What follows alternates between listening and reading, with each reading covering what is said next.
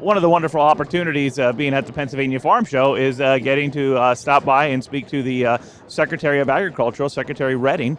Thank you for taking a few minutes to speak to us today. Agriculture is the number one industry in the state of Pennsylvania. I believe it's 1 in every 7 jobs is somehow connected to agriculture.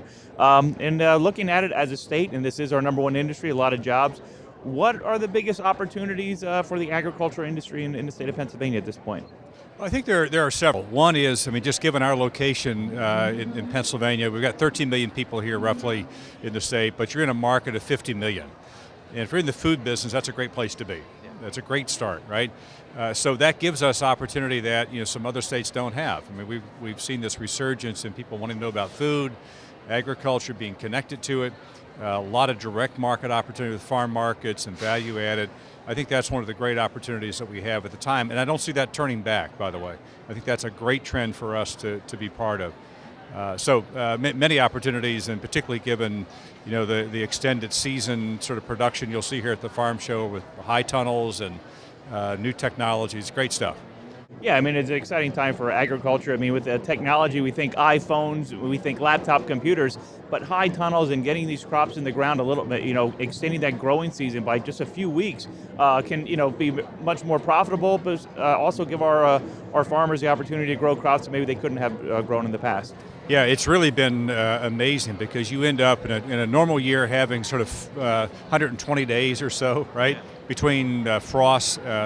If you can sort of protect that or hedge against that on both sides by another month or two, look at what it does to your income, right, and your opportunity.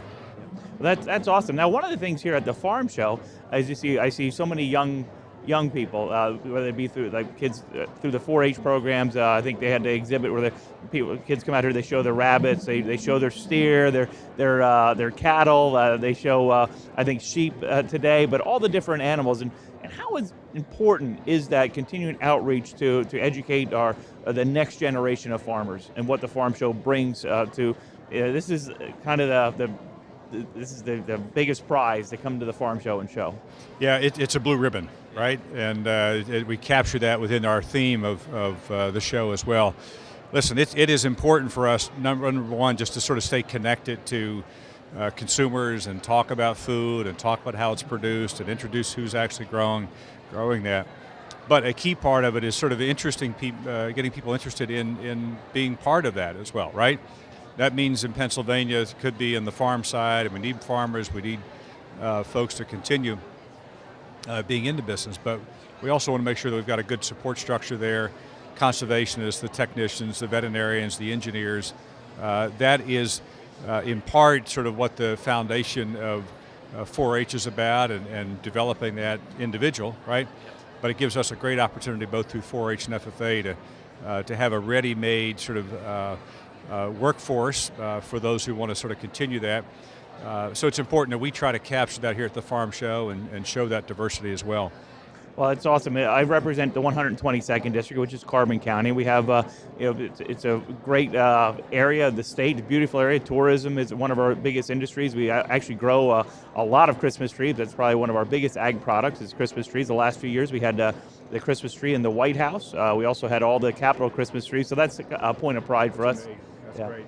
And then when you do think about agriculture, you think about all the things, whether it be the tree growers, the Christmas trees, but also all the other trees that we grow for landscaping needs. And then also you look at the milk industry. I'm fortunate that we still have a dairy farmer not far from my house where we still get our milk in glass jugs that's bottled on a daily basis. So all those things, everything that we can do in the legislature to continue to promote agriculture. I encourage folks to come out and visit the farm show and really get to see what's behind there, some of the new technologies, but also some of the old technologies, just having some chickens in your backyard and getting your farm fresh eggs. So yeah, what was you see it all here at the farm show, and it's amazing what is here. You sort of feel that connection to sort of history through the displays, but also through some of the practices. What is old is new again. You think about backyard flocks, you think about this resurgence in community gardens and people really taking control of their food, and you get a chance to see that here. It was the driving force of why we added the Know Your Farmer area. It's really introduced on a smaller scale farm, production practices, high tunnels, hydroponics, and for a lot of farms, it may be adding value through farm vacations, or adding value through some type of product development on the farm. So, but you see it all here at the farm show. Well, that's great. Well, Secretary, I appreciate your time today. I know you were able to fit us in your schedule, so I appreciate it. And just would encourage folks to come out, attend a farm show, and if you can't, just support your local farmers. Buy local, buy Pennsylvania agricultural products that still have the PA preferred stamp, and get out there and enjoy Pennsylvania. Yeah, you can see it all here at the farm show, and while we celebrate agriculture this week, it's important to do it for the other 51 weeks as well. Yes, it is. Thank you, Mr. Secretary. Great to see you. Thank you.